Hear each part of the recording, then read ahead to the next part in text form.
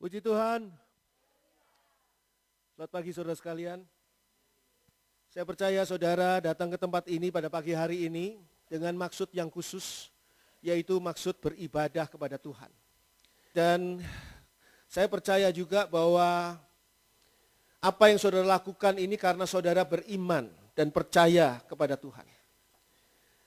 Sikap percaya kepada Tuhan itu memang membutuhkan suatu kenyataan, suatu tindakan yang nyata, yang harus kita nyatakan secara nyata di dalam perbuatan kita, di dalam hidup kita.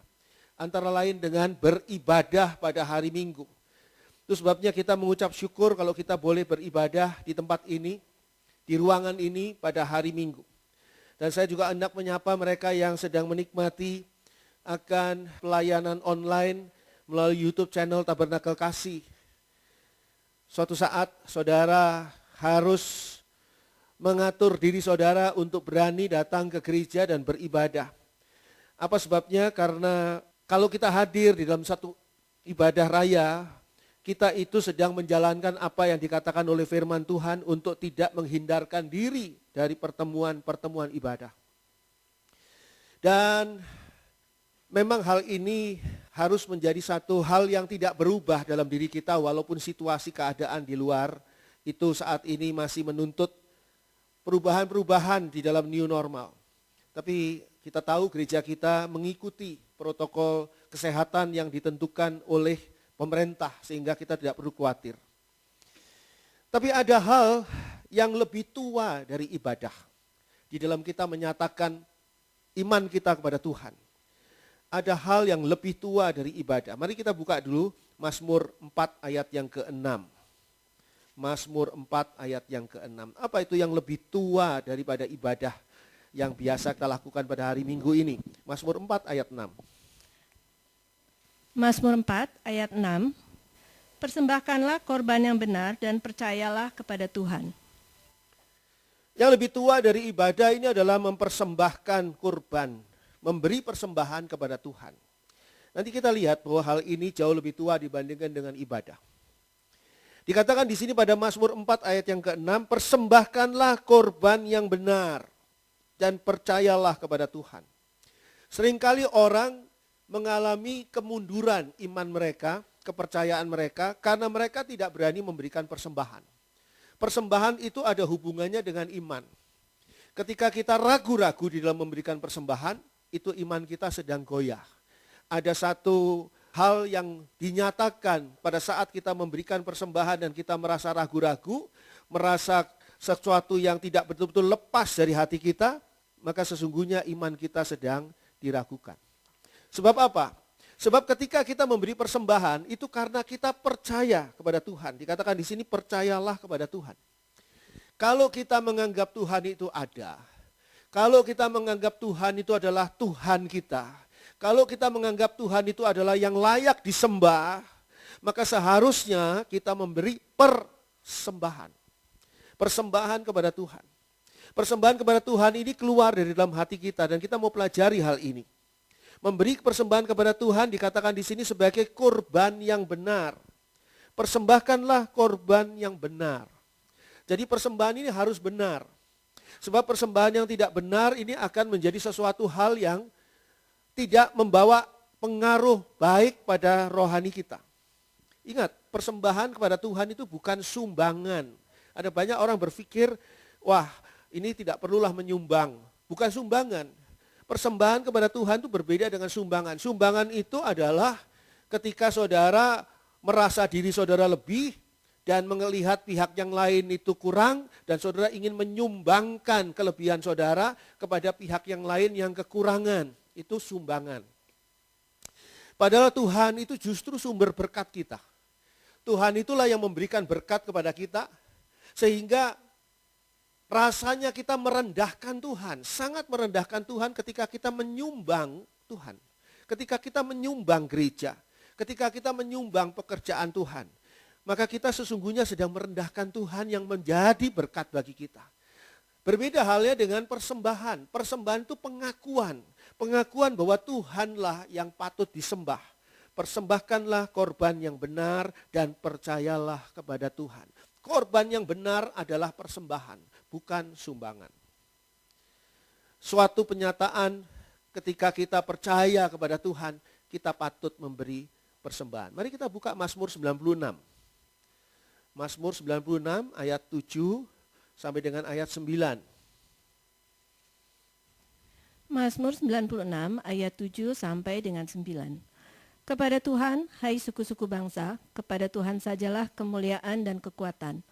Berilah kepada Tuhan kemuliaan namanya, bawalah persembahan dan masuklah ke pelatarannya.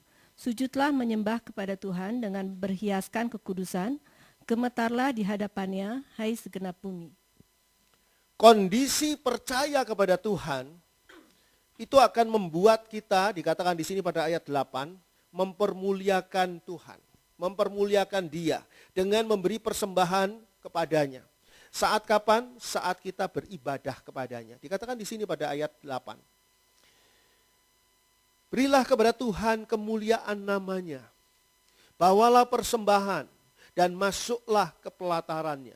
Jadi ketika kita masuk ke dalam pelataran Tuhan, kita sudah punya sikap hati yang akan memberikan persembahan. Bukan persembahan itu baru kita siapkan atau baru kita pikirkan pada saat kantong kolektor lewat, baru kita mikirkan, aduh persembahan itu. Atau orang lihat orang lain memberikan persembahan, kita terus ikut-ikutan memberi persembahan. Bukan seperti itu. Tapi hati kita pada saat masuk dalam pelataran beribadah kepada Tuhan, sudah dipersiapkan untuk memberikan persembahan kepada Tuhan. Sehingga kita bisa berkata pada ayat 7, kepada Tuhan, hai suku-suku bangsa, kepada Tuhan sajalah kemuliaan dan kekuatan. Ketika kita memberikan persembahan kepada Tuhan, kita sedang mempermuliakan Tuhan. Kita sedang menyampaikan kekuatan Tuhan, memberitahukan kepada semua orang bahwa inilah kekuatan Tuhan. Kadang-kadang orang memberi persembahan ketika orang itu merasa diri cukup. Saya punya uang lebih, maka saya memberi persembahan kepada Tuhan. Itu adalah sikap yang salah. Karena apa?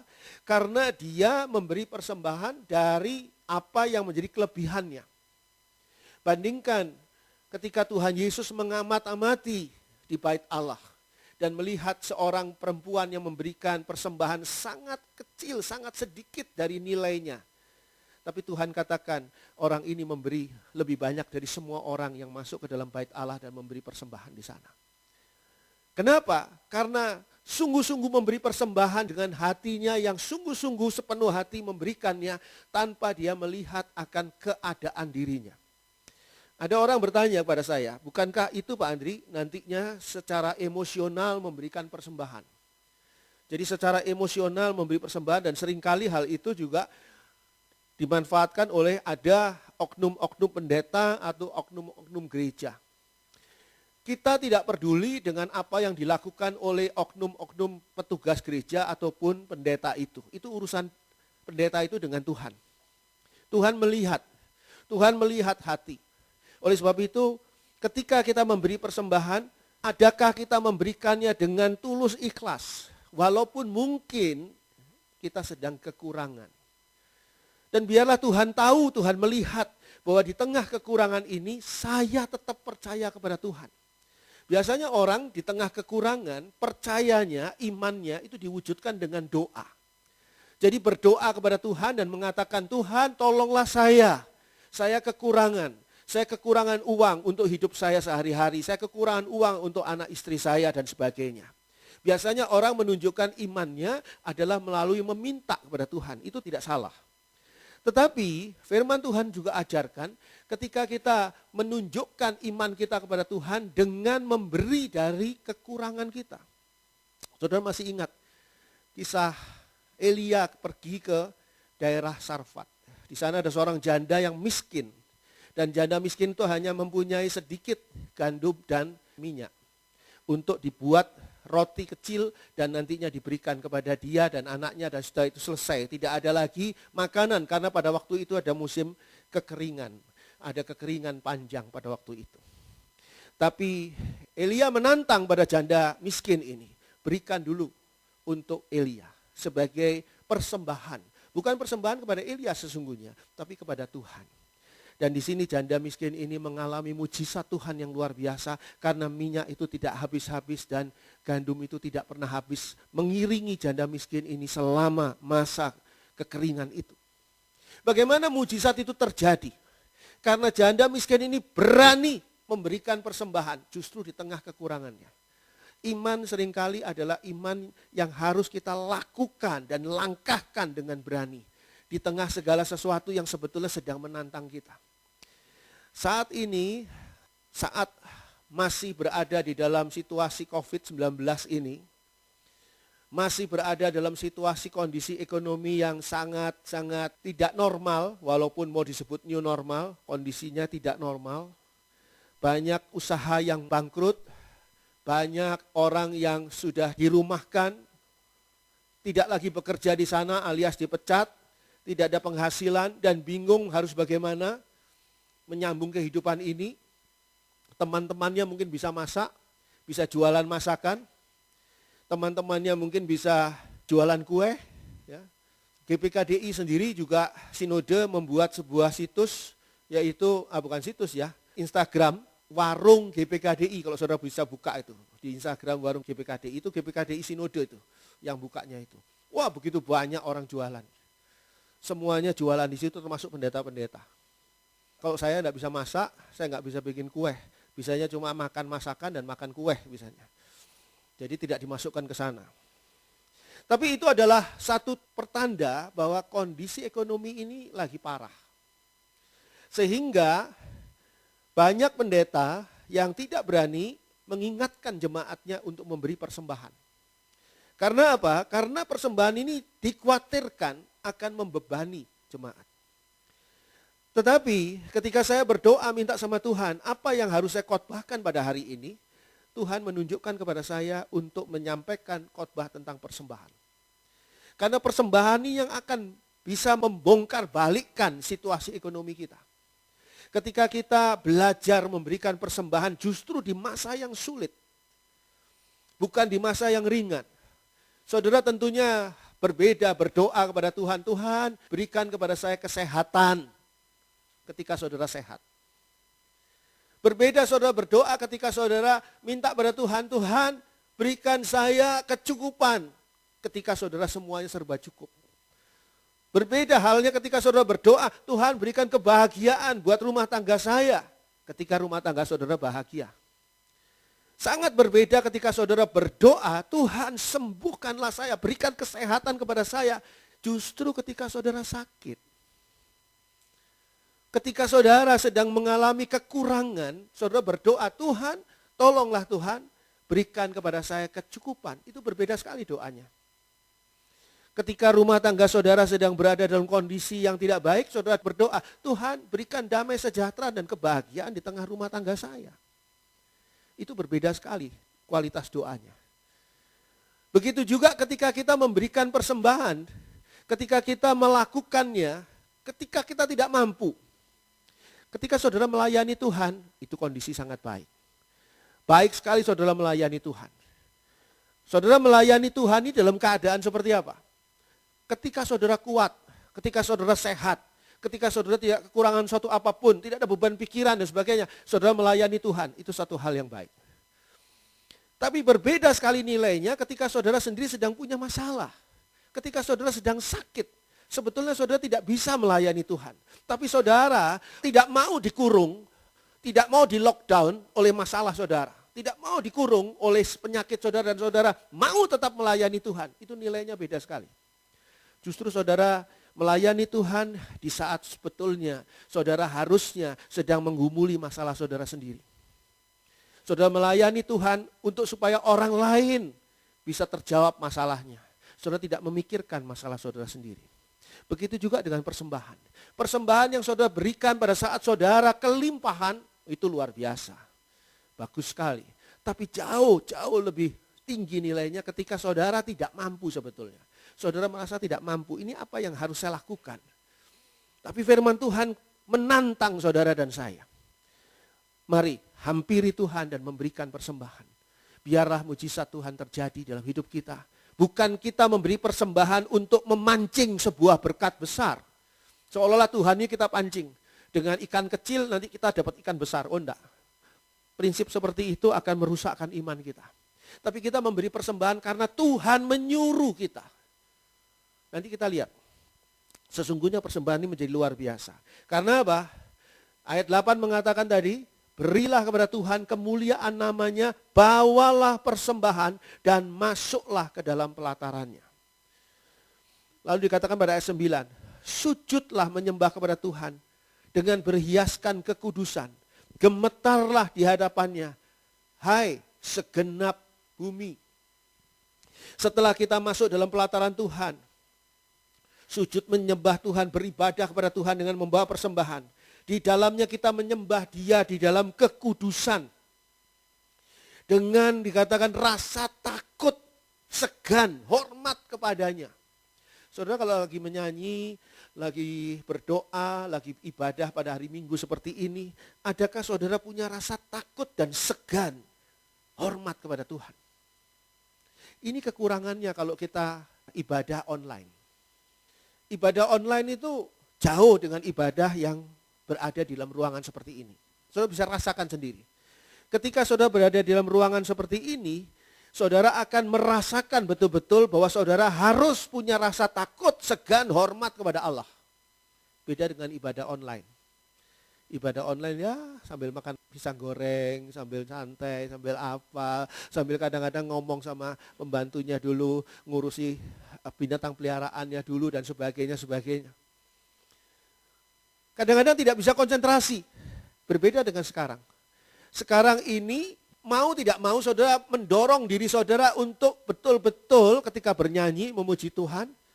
Itu saudara betul-betul merasakan bahwa saudara sedang memuji Tuhan. Berbeda halnya kalau saudara di kamar mandi. Di kamar mandi saudara nyanyi. Saya sering juga nyanyi sambil mandi, nyanyi rohani. Lagunya sama, tapi enggak kerasa apa-apa.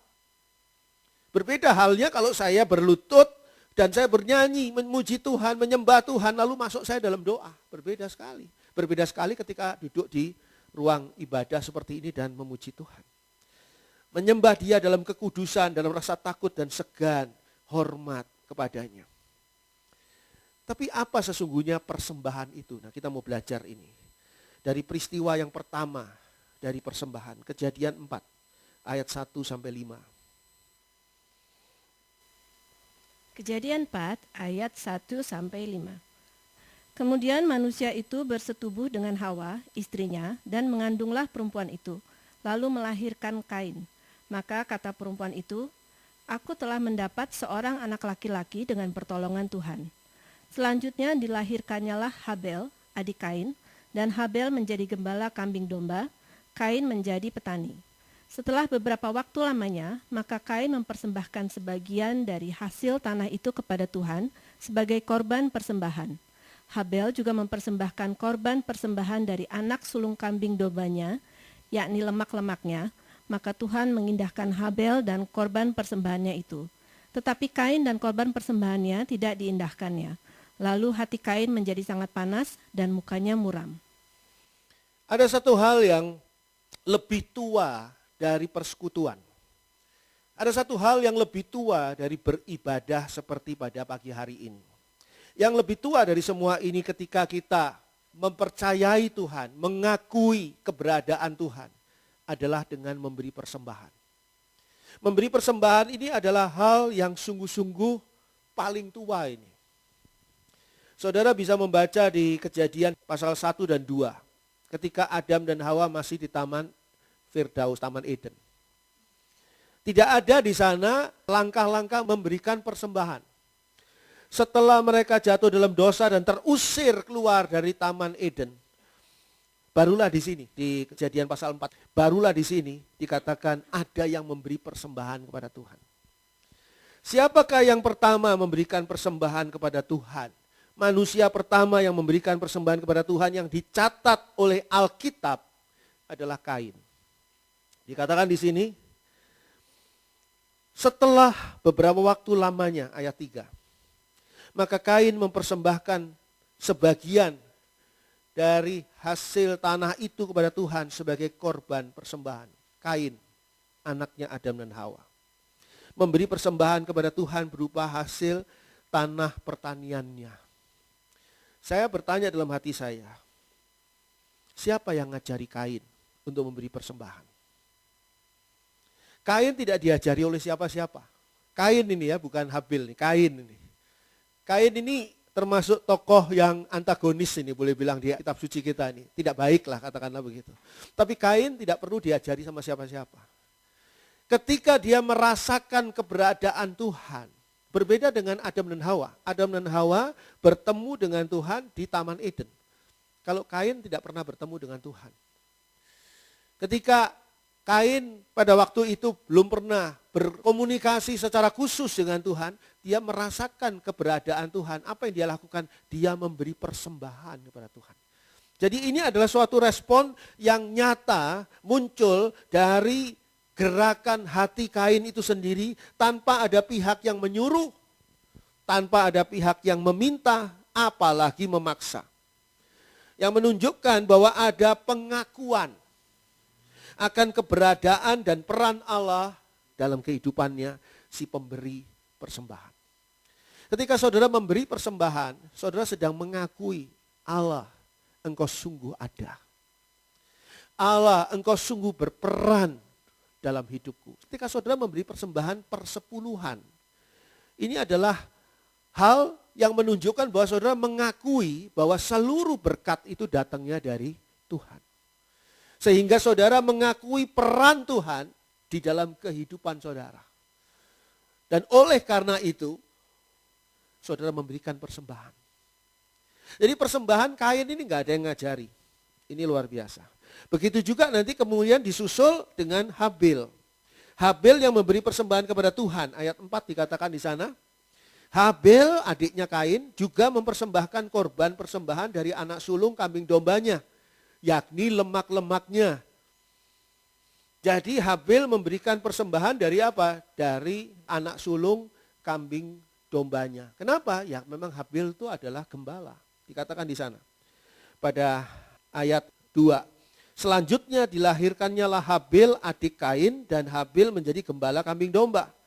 Kain menjadi petani. Ya tentu saja karena Kain menjadi petani, Kain mempersembahkan, dikatakan tadi di sana, sebagian dari hasil tanah kepada Tuhan. Sedangkan Habil yang mempersembahkan dari kambing dombanya. Anak sulung dari kambing domba gembalaannya. Nah yang menjadi masalah adalah di sini pada ayat 4 dikatakan. Dikatakan di sana pada ayat 4 bagian akhir, maka Tuhan mengindahkan Habil dan korban persembahannya itu.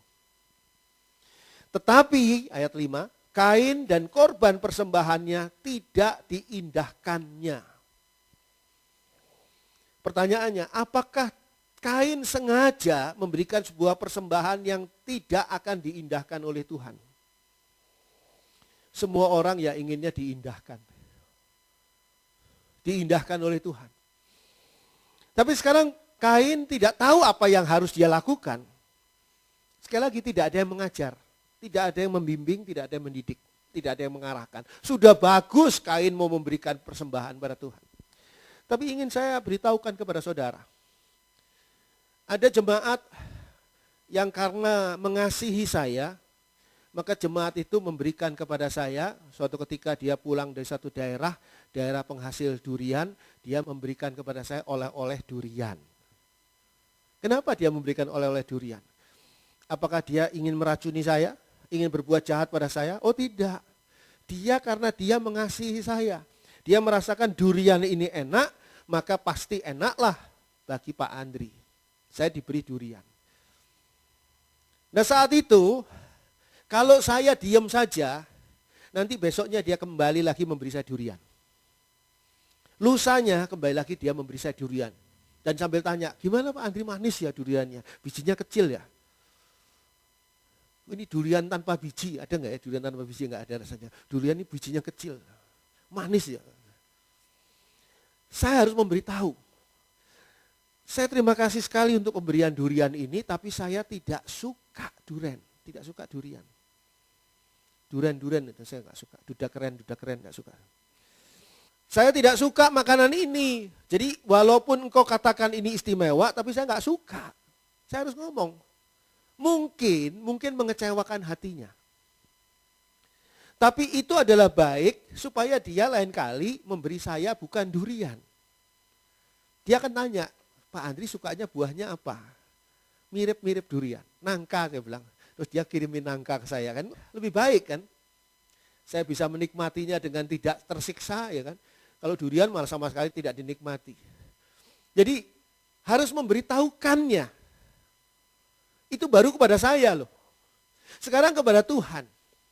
Kepada Tuhan itu kita harus tahu apa yang Tuhan sukai, yang berkenan di hati Tuhan. Bukan apa yang menurut saya inilah persembahan yang terbaik. Ya, saya ingin mengajak saudara untuk memperbarui cara berpikir kita semua di dalam memberikan persembahan. Persembahan itu bukan, inilah yang terbaik, cukuplah buat Tuhan ini aja. Bukan begitu cara berpikirnya. Kita harus tahu apa yang Tuhan inginkan. Apa yang Tuhan mau. Jadi walaupun saudara memberi persembahan dalam nilai nominal rupiah yang sangat besar, belum tentu Tuhan berkenan. Itu nilai nominal besar. Apalagi saudara memberi nilai nominal kecil dan tidak sesuai dengan kehendak Tuhan, lebih tidak berkenan lagi. Bagaimana sikap gereja? Gereja menerima saja. Apalagi kita tidak tahu siapa yang memberi persembahan itu. Kadang-kadang di kantong kolektor ada orang yang sengaja mengikat lembaran ratusan ribu, beberapa lembar, dan setelah dihitung ternyata 1 juta rupiah diikat pakai karet dimasukkan ke dalam persembahan. Atau malah kadang-kadang lebih. Ada saja, dan kita tidak tahu siapa orang itu. Tapi Tuhan tahu, ingat loh ya, Tuhan tahu. Sekarang masalahnya persembahan ini apakah berkenan pada Tuhan atau tidak? Kain ini memberikan yang terbaik dari apa yang dia punyai di ladang. Begitu juga Habel adiknya. Memberi apa yang terbaik menurut pikirannya. Nah, kesempatan yang baik di sini. Dari peristiwa Kain dan Habel, kita bisa belajar persembahan apa yang berkenan kepada Tuhan dan mana yang tidak berkenan kepada Tuhan. Dikatakan di sini pada ayat 4 bagian akhir, Tuhan mengindahkan Habel dan korban persembahannya. Itu. Tetapi Kain dan korban persembahannya tidak diindahkan Tuhan. Ingat dulu gak ada yang memberitahukan kepada Kain dan Habel. Tidak ada yang menjadi mentornya, gembalanya, Kain dan Habel memberitahukan begini-begini, tidak ada. Nah kita belajar ini. Persembahan Kain tidak diindahkan, tidak disukai oleh Tuhan. Pelajaran apa yang ada dalam hal ini? Pertama adalah tadi sudah saya singgung, persembahan ini merupakan gerakan hati. Gerakan hati yang menunjukkan ada pengakuan akan keberadaan dan peran Allah dalam hidup kita. Ini yang pertama, hati-hati. Gerakan hati ini seringkali dapat dipengaruhi oleh kondisi saat ini. Hati saudara lagi senang, saudara memberi persembahan banyak. Hati saudara sedang galau, sedang kesel, sedang marah, apalagi jengkel dengan pendetanya, kecil sedikit. Makanya persembahan kadang-kadang gini ya, saya beritahu pada saudara. Ada diskusi antara hamba-hamba Tuhan, pendeta-pendeta ini, yang bertanya gini, sebaiknya kolektor itu, kolektor gerejanya, sebelum khotbah atau sesudah khotbah? Saya bertanya, loh kenapa, apa bedanya sesudah khotbah dan sebelum khotbah? Saya tanya sama pendeta itu gitu. Ya kalau menurut saya, kalau sebelum khotbah, itu jauh lebih baik. Loh kenapa kok lebih baik? Saya tanya lagi. Karena jemaat belum tahu khotbahnya pendeta ini enak atau enggak. Kalau persembahan setelah khotbah, khotbahnya enak, persembahan banyak. Khotbahnya jengkelin, menusuk hati, nyinggung sana, nyinggung sini, dikecilin persembahannya. Waduh. Saya bilang kalau seperti itu jemaatnya itu namanya, judulnya adalah salah asuhan. Salah asuhan dari gembalanya. Harusnya adalah, kalau kita sudah belajar nanti ya, kita dengar firman Tuhan, dan firman Tuhan itu berbicara dalam hati kita, dan oleh sebab itu kita mengucap syukur kepada Tuhan dengan memberi persembahan. Itu sebabnya kolektor di gereja kita setelah khotbah. Adalah urusan saudara. Kalau saudara mau menghakimi sependeta itu, kamu pendeta khotbahnya nggak enak, nyinggung sana, nyinggung sini, nyinggung diri saya sendiri, akhirnya saya mau ngasih persembahan kecil aja. Itu urusan saudara. Urusan saudara dengan Tuhan. Tapi yang benar adalah betul-betul kita mengucap syukur terima kasih Tuhan untuk firman Tuhan yang sudah kami terima. Termasuk firman Tuhan yang menyakitkan hati saya. Karena firman Tuhan yang menyakitkan hati saya itu sedang membentuk saya. Sedang mengkoreksi saya. Sedang mengarahkan saya kepada kondisi lebih baik dari sebelumnya. Sekarang jemaat online. Ini jemaat online langsung perhatian gitu ya di dalam rekaman dia gitu ya. Saudara sebagai jemaat online, saya bertanya pada saudara. Memperhatikan tidak di akhir dari tayangan khotbah ini ada tulisan. Kalau mau memberi persembahan ke rekening ini dan seterusnya ada setelah ini. Atau begitu amin, matiin. Jadi suruh memberi persembahan. Enggak tuh, enggak tahu saya. Lah itu loh jemaat online tuh bisa kayak gitu. Kalau saudara kan tidak bisa. Selesai khotbah ada kolektor lewat, enggak bisa saudara matiin, enggak bisa kan. Adakah jemaat online ini memberikan persembahan melalui transfer ke bank gara-gara dia jemaat online? Ada enggak? Saya percaya ada. Tapi adakah semuanya tergerak seperti itu? Kalau saudara tidak online, saudara ada di ruangan ini, saudara mau tidak mau agak terdorong entah sungkan, entah dilirik sama yang membawa kantong kolektor. Tungguin yang bawa kantong kolektor, ayo memberi enggak? Belum memberi, saya masih tetap di sini. Misalnya seperti itu, maka saudara pasti akan memberi. Berbeda dengan jemaat online. Makanya ibadah online ini sangat-sangat tidak sesuai dengan Alkitab. Banyak sekali digunakan oleh kuasa gelap untuk memangkas hal-hal penting yang ada di dalam ibadah. Makanya saya tetap mengajak saudara ibadah di dalam ruangan. Tapi Pak Andri, nanti saya usianya lebih dari 60, boleh enggak saya ibadah di dalam ruangan? Loh saya ini usianya berapa? Loh saya ini 60 lebih 1 hari saya. Enggak ya, 60 lebih banyak. Saya enggak bisa ibadah dong kalau seperti itu. Hati-hati loh. Hati-hati situasi sekarang ini membuat kita tidak benar dan semakin tidak benar di dalam beribadah. Dulu Pak Andri saya punya uang. Saya pegawai di perusahaan Anu. Saya bisa ngasih persembahan pada gereja cukup besar. Sekarang saya enggak punya uang. Saya sudah di PHK. Sudah pemutusan hubungan kerja. Buat makan sehari-hari saja saya kurang. Gimana saya bisa ngasih persembahan? Tuh. Situasi COVID-19 ini memang membuat kita jadi terpangkas. Tidak bisa beribadah dengan benar sesuai dengan firman Tuhan. Makanya satu demi satu ini diperbaiki kondisinya. Jangan takut dengan situasi seperti ini. Lakukan ibadahmu sesuai dengan firman Tuhan. Niscaya Tuhan akan memberkatimu sesuai dengan janjinya. Nah kalau kita tidak sesuai dengan firman Tuhan, gimana janji Tuhan bisa terlaksana sesuai dengan yang dijanjikannya? Hati-hati, ini gerakan hati. Seringkali kondisi mempengaruhi akan gerakan hati ini. Yang kedua adalah, di dalam kisah ini, yang dipersembahkan dalam persembahan ini berdasarkan pilihan si pemberi persembahan. Berdasarkan pilihan si pemberi persembahan. Jadi Kain memberikan hasil tanamannya, hasil taninya, sedangkan Habil memberikan bagian dari kambingnya atau dombanya. Jadi ini adalah dipersembahkan berdasarkan pilihan si pemberi persembahan. Saya sudah tadi katakan, memberi persembahan itu harusnya memahami apa yang Tuhan kehendaki, bukan apa yang menjadi sesuai dengan keinginan hati kita. Tapi mengapa hal ini enggak masalah? Karena ini menyangkut tanggung jawab. Tanggung jawab kepada orang yang memberi persembahan.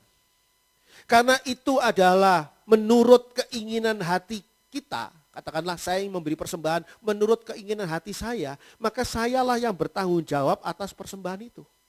Bukan Tuhan yang bertanggung jawab. Kalau Tuhan pesan just tip, sekarang ada just tipnya, just tip ke kita, jadi tolong belikan pisang goreng. Saya belikan pisang goreng, kirimkan ke Tuhan. Ini Tuhan pisang goreng, terus Tuhan bilang, siapa yang mau pisang goreng? Loh, tanggung jawabnya bukan di saya. Tanggung jawabnya di Tuhan, Tuhan yang pesan kok. Pilihannya Tuhan milih pisang goreng. Bukan saya milih. Tapi ketika saya, Tuhan gak ngomong apa-apa nih. Ketika saya mengambil pisang goreng dan saya mempersembahkan kepada Tuhan. Atas dasar pilihan saya.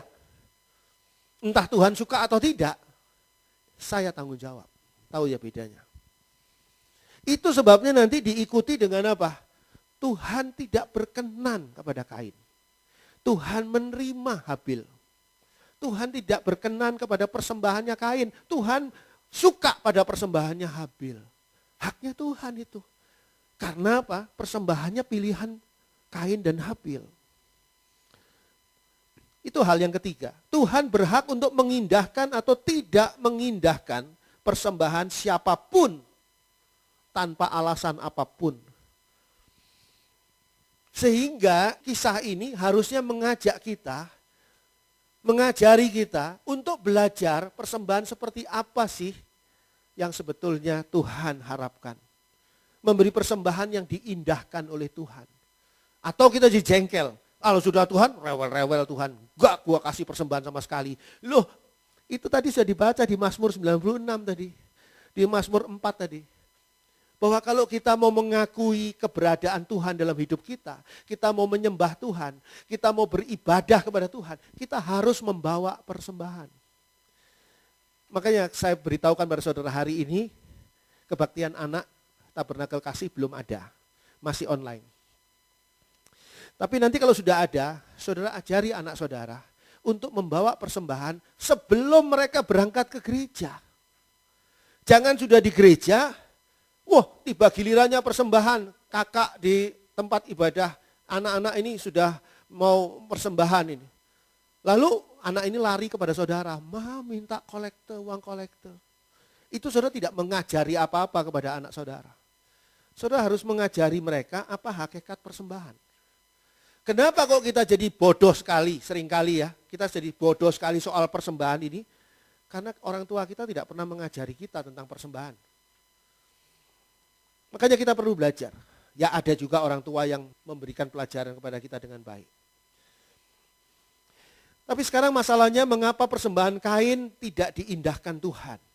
Dan mengapa persembahan Habil diindahkan oleh Tuhan? Kita buka Ibrani 11 ayat 4. Ibrani 11 ayat 4. Karena iman, Habel telah mempersembahkan kepada Allah korban yang lebih baik daripada korban Kain. Dengan jalan itu, ia memperoleh kesaksian kepadanya bahwa ia benar karena Allah berkenan akan persembahannya itu, dan karena iman, ia masih berbicara sesudah ia mati. Di dalam Kejadian pasal 4 tadi tidak dijelaskan tentang imannya Habel atau imannya Kain. Tapi sudah saya katakan tadi, bahwa Kain pun beriman kepada Tuhan. Kalau tidak mungkin memberi persembahan. Adanya Kain memberi persembahan karena dia beriman kepada Tuhan. Tapi di dalam Ibrani 11 ayat 4, begitu jelas jawaban bagi kita. Karena iman, Habel telah mempersembahkan kepada Allah korban yang lebih baik daripada korban Kain. Imannya Habel telah mendorongnya untuk memberi persembahan yang lebih baik. Mungkin persembahan saudara tidak baik, kurang baik. Tapi kalau saudara beriman kepada Allah dan saudara terdorong untuk memberikan persembahan yang lebih baik, Tuhan melihat hati saudara. Bukan Tuhan melihat materi dari persembahan saudara. Dan apa yang terbaik yang saudara bisa berikan kepada Tuhan, itu mungkin kalah baiknya dibandingkan dengan orang lain yang bisa memberi lebih baik lagi kepada Tuhan. Tapi masalahnya Tuhan menilai iman. Iman yang mendorong untuk memberi persembahan yang lebih baik. Makanya saya katakan, saudara datang ke gereja, baik. Tapi kalau saudara datang ke gereja ini karena dorongan hal-hal, kepentingan yang lain, karena sungkan, tiap kali Pak Andri itu neguri saya terus nggak pernah ke gereja, jadi saya ke gereja deh. Nah, ya pergi gereja baik, tapi karena dorongan seperti itu dan dimotivasi oleh saya, sebetulnya kurang baik. Yang baik itu adalah dorongan iman saudara.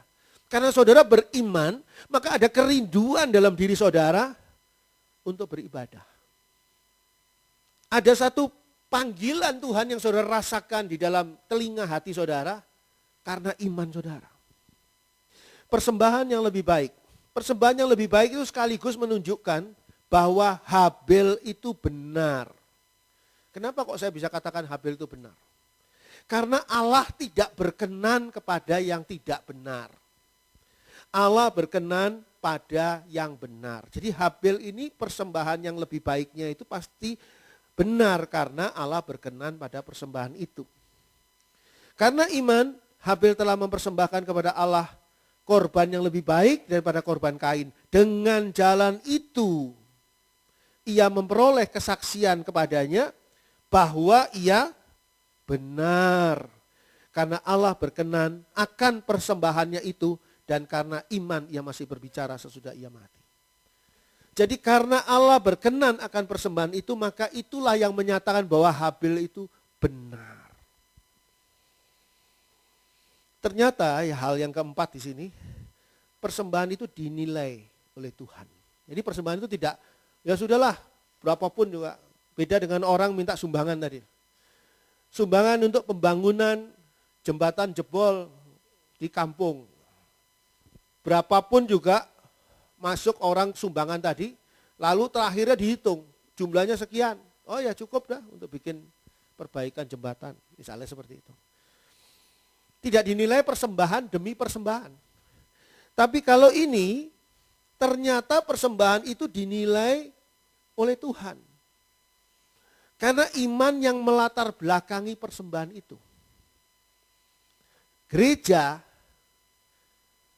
dan diaken bagian persembahan, saya sebagai gembala tidak tahu tentang saudara.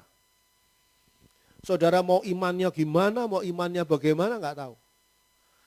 Kadang-kadang cuma setelah itu dikumpulkan jumlahnya sekian, disetorkan, dilaporkan, selesai. Tapi Tuhan menilai iman saudara.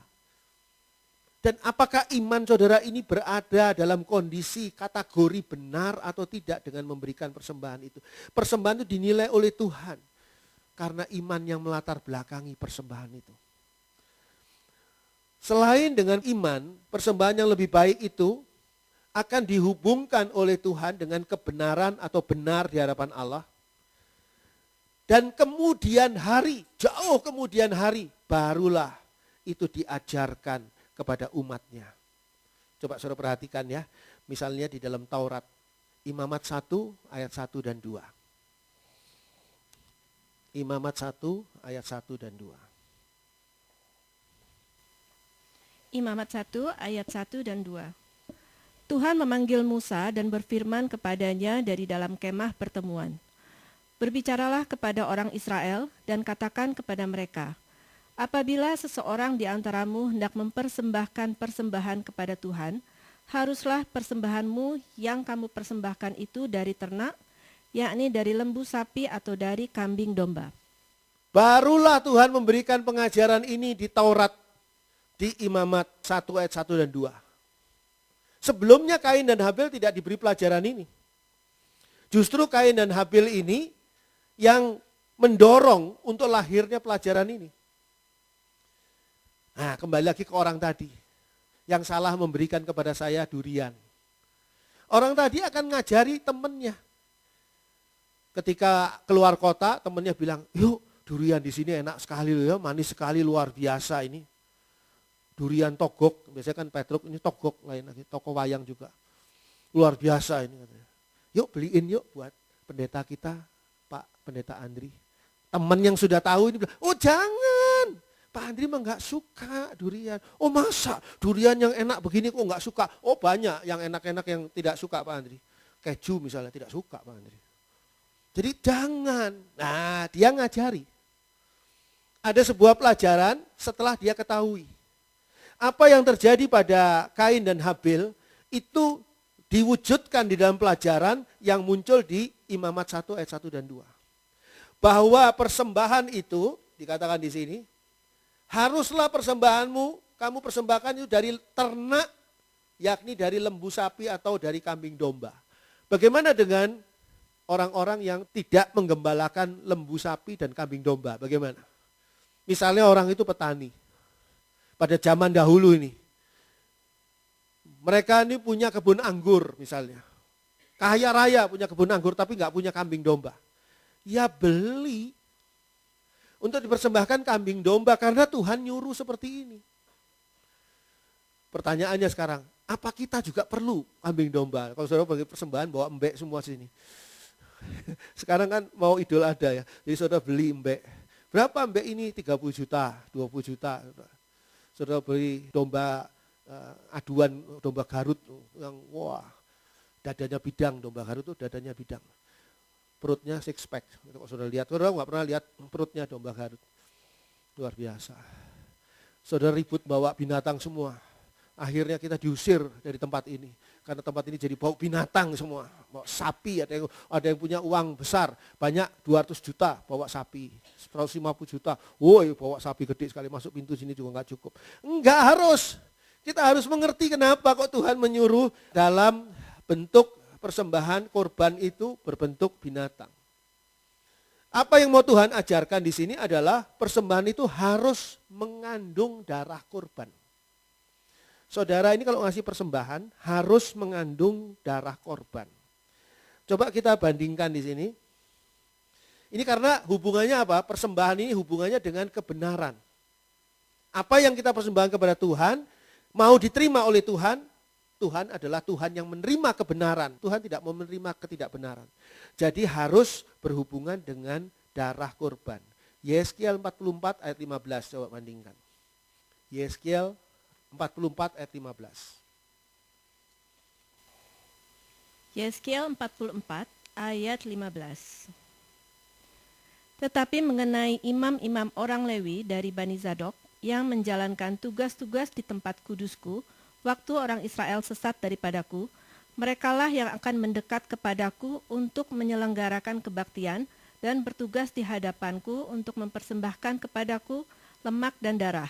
Demikianlah firman Tuhan Allah. Nah di sini jelaskan hubungannya dengan hewan kurban tadi itu karena apa? Karena dibutuhkan darah kurban. Darah kurban inilah yang dipakai nantinya hubungannya dengan nyawa manusia. Kita baca dulu sebelumnya Ibrani 9, kita pindah ke Ibrani 9 ayat 13 dan 14. Ibrani 9 ayat 13 dan 14 terlebih dahulu. Ibrani 9 ayat 13 dan 14. Sebab jika darah domba jantan dan darah lembu jantan dan percikan abu lembu muda menguduskan mereka yang najis, sehingga mereka disucikan secara lahiriah, betapa lebihnya darah Kristus yang oleh roh yang kekal telah mempersembahkan dirinya sendiri kepada Allah sebagai persembahan yang tak bercacat, akan menyucikan hati nurani kita dari perbuatan-perbuatan yang sia-sia, supaya kita dapat beribadah kepada Allah yang hidup. Saudara lihat di sini hubungannya, mengapa kok persembahannya Habil, yaitu kambing domba tadi, itu diterima oleh Allah. Hubungannya apa? Ketika Imamat 1 ayat 1 dan 2, Allah memerintahkan di dalam Taurat untuk memberi persembahan dalam bentuk binatang. Karena yang Allah butuhkan adalah darah kurban. Seperti dikatakan di sini, pada Ibrani 9 ayat 13, sebab jika darah domba jantan dan darah lembu jantan dan percikan abu lembu muda menguduskan mereka yang najis, sehingga mereka disucikan secara lahiriah. Kemarinnya itu di dalam tabernakel, ketika bangsa Israel datang beribadah kepada Tuhan. Bangsa Israel ini diampuni dosanya setelah memberikan persembahan hewan kurban. Kambing tadi ditaruh dalam kondisi hidup, ditumpangi tangan, didoakan. semua dosanya orang Israel yang mempersembahkan kambing domba ini jatuh atau ada ditimpakan, dipikul oleh kambing ini. Kambingnya disembelih. Darahnya itu dipercikkan. Sampai dipercikkan ke tabut perjanjian di dalam ruang Maha Kudus. Untuk apa? Dengan darah itu dinyatakan bahwa dosa dan kesalahan dari orang yang memberi persembahan itu sudah diatasi, sudah diampuni. Sudah diselesaikan oleh domba ini. Tapi itu adalah lambang. Sebab apa? Sebab dikatakan di sini darah domba jantan dan darah lembu jantan itu adalah menyucikan lahiriah. Tapi ayat 14, betapa lebihnya darah Kristus yang oleh roh yang kekal telah mempersembahkan dirinya sendiri kepada Allah sebagai persembahan yang tak bercacat. Akan menyucikan hati nurani kita dari perbuatan-perbuatan yang sia-sia supaya kita dapat beribadah kepada Allah yang hidup. Jadi di sini kalau kita lihat yang dipersembahkan oleh Tuhan Yesus adalah darahnya sendiri yang sempurna untuk menyucikan saudara dan saya. Itu sebabnya ada hubungannya antara persembahannya Habil yang berupa hewan, binatang peliharaannya, dengan darah yang menyucikan kehidupan kita. Apa sebabnya? Darah adalah nyawa. Darah adalah kehidupan. Mari kita buka Imamat 17. Nanti saya kembali ke sana, ke yang Ibrani. Tapi kita buka dulu Imamat 17 ayat 11. Imamat 17 kembali ke kitab Taurat ini, Imamat 17 ayat 11. Imamat 17 ayat 11. Karena nyawa makhluk ada di dalam darahnya, dan aku telah memberikan darah itu kepadamu di atas mezbah untuk mengadakan pendamaian bagi nyawamu. Karena darah mengadakan pendamaian dengan perantaraan nyawa. Darah mengadakan pendamaian dengan perantaraan nyawa. Jadi apa gunanya kita memberi persembahan kepada Tuhan kalau persembahan ini membuat jadi masalah pertentangan di hadapan Tuhan. Seperti persembahannya Kain.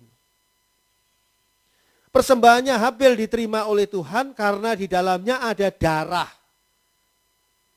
Yang setara atau ditunjukkan di sini sebagai nyawa. Dikatakan pada Imamat 17 ayat 11 tadi. Karena nyawa makhluk ada di dalam darahnya.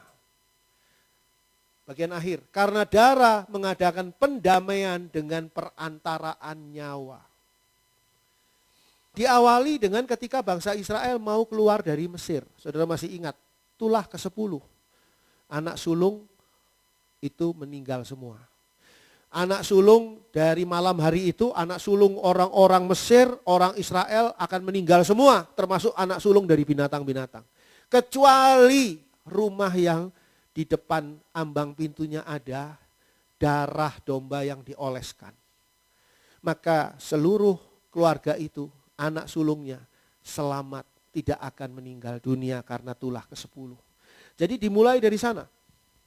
Ada hubungan antara darah, nyawa, dan keselamatan. Ini artinya, persembahan harus mengandung sifat, ya. Tadi sudah saya katakan, ada darah korban. Apa artinya itu? Persembahan itu harus mengandung sifat berkorban dari kehidupan. Tuhan Yesus memberi persembahan darahnya. Dia berkorban di atas kayu salib, memberikan hidupnya. Kambing domba semua memberikan darah. Untuk apa? Untuk dijadikan persembahan. Hubungannya dengan apa? Dengan hidupnya. Sehingga persembahan itu mengandung sifat berkorban dari kehidupan. Inilah persembahan yang lebih baik. Itu sebabnya kenapa persembahannya Kain, Tuhan tidak berkenan kepada persembahannya Kain. Tidak ada sifat berkorban. Seperti yang dikorbankan oleh persembahannya Habil. Saudara mungkin tidak mengerti seluruhnya. Tapi saya ingin menyimpulkan kepada saudara satu kesimpulan yang mudah sekali. Yaitu persembahan harus mengandung sifat berkorban dari kehidupan. Itu sebabnya saya katakan tadi. Kalau saudara memberikan persembahan bukan berkorban dari kehidupan saudara, itu di dalamnya tidak ada darah kurban. Tidak ada mengandung darah kurban. Harusnya malah sebetulnya seperti yang saya katakan. Apa yang nanti diajarkan oleh Tuhan pada persembahan persepuluhan itu sangat bagus. Sebab ketika kita menerima katakanlah upah, ya, 1 juta rupiah misalnya, itu hak kita. Itu adalah untuk hidup saya, 1 juta rupiah. Itu adalah hak saya sepenuhnya, saya mau pakai buat apa juga nggak ada yang bisa ngelarang. Tapi saya mau mempersembahkan persembahan persepuluhan, 100.000 rupiah. Dari mana? Bukan dari tabungan, bukan dari urusan lain, bukan. Tapi dari apa yang saya terima ini loh. Dari hak saya, dari yang sesungguhnya untuk makan saya. Saya sisihkan 100.000 rupiah untuk persembahan persepuluhan. Tapi bukan cuma itu. Saya ingin menyisihkan lagi untuk persembahan kolekte misalnya. Atau persembahan-persembahan khusus. Dari mana? Bukan dari minta sama mama. Bukan dari pinjam sama orang lain. Bukan. Dari uang makan saya ini. Jatah makan saya. Saya berkorban. Itu nilainya adalah nilai darah kurban. Jadi persembahan yang lebih baik itu karena punya nilai berkorban dari kehidupan. Begitu juga ketika saudara memberi persembahan dalam bentuk melayani Tuhan. Melayani Tuhan itu tidak boleh berada di dalam waktu senggang saudara. Ya sudah, saya sudah pensiun sekarang. Sudah pensiun, kaya raya, anak-anak saya bahagia semua, cucu-cucu saya bahagia, saya sudah tua, saya sudah gini, saya sekarang mau melayani Tuhan. Baik enggak? Baik, baik saja. Tapi tidak ada nilai berkorbannya. Justru yang berkorban itu adalah ketika saudara sedang sibuk. Saya ini sedang sibuk Pak Andri. Urusan saya banyak nih Pak Andri. Pusing saya ini. Tapi saya mau melayani Tuhan. Nah itu berkorban. Tahu bedanya ya. Jadi saudara jangan mengeluh ketika saudara melayani Tuhan dan saudara katakan, waduh gimana saya masih, loh ngasih persembahan kok ngeluh. Sama seperti saudara misalnya memberi kepada saya sebagai gembala, Pak Andri saya ini baru pulang dari Jogja. Saya ini ngasih oleh-oleh Wingko misalnya. Tapi gara-gara Wingko ini saya jadi nggak bisa makan kemarinnya. Loh apa saya tega nelen Wingko tadi? Tuhan, saya mau ngasih persembahan pada Tuhan. Tapi gara-gara ini anak saya nggak sekolah Tuhan. Nggak ada uang, listrik saya mati, saya nggak bisa beli token ya Tuhan. Saya ngasih persembahan pada Tuhan, ngasih persembahan pada Tuhan. Tapi saya, apa Tuhan tega menelen token saudara? Pikir tuh Pak. Persembahan itu harus ada darah kurban. Tuhan Yesus memberikan persembahan, dikatakan tadi dalam Ibrani, persembahan yang sangat-sangat sempurna. Makanya kalau suatu ketika saudara melayani Tuhan, diberi kesempatan oleh Tuhan untuk mati bagi Tuhan, ucapkan syukur. Terima kasih Tuhan, saya bisa memberi persembahan yang baik pada Tuhan. Ini perlu satu pemikiran baru nih. Perlu suatu pemahaman betul-betul. Bahwa ketika kita memberi persembahan kepada Tuhan, kita harus memberinya sebagai persembahan yang lebih baik. Karena apa? Karena di dalamnya ada nilai berkorban dari kehidupan. Sayang disayang. Waktunya habis. Kita lanjutkan minggu depan. Puji Tuhan.